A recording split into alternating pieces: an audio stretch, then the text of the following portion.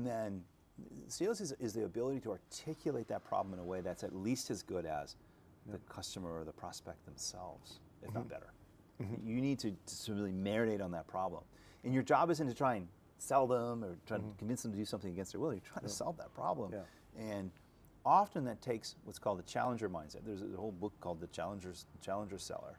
Okay. And the challenger seller is someone who, again, studies the problem. Say, here's the problem, and they understand it.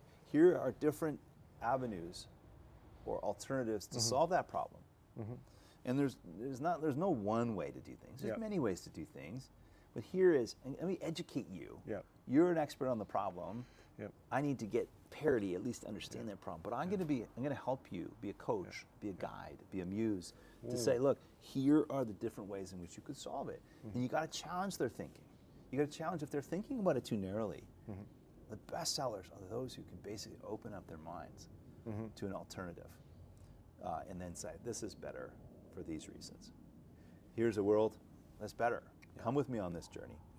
And then you also need what I call rational drowning. Rational drowning means, here's the kind of ROI type thing.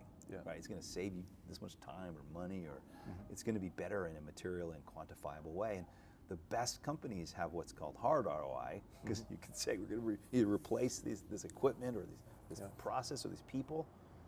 This investment is going to allow you to generate an ROI. And not always is that possible, but then a soft ROI is good too. Actually, many of the companies that have been successful have been a part of our soft ROIs, like this company Glean, which is wildly successful. We're not necessarily replacing things. We're just making people more efficient and more effective in their jobs. So that's a soft ROI. We would basically say, look, we're saving all these people hours a week. And that was all true.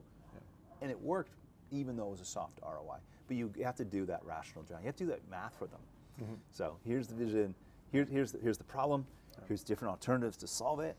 Let me confidently guide you through this process. Oh, and by the way, here's our solution. This is how we think it's better. Not for everyone, but for these people right here with this type of problem and this mindset, we are better. And here's how we quantify it. Any questions? So precious.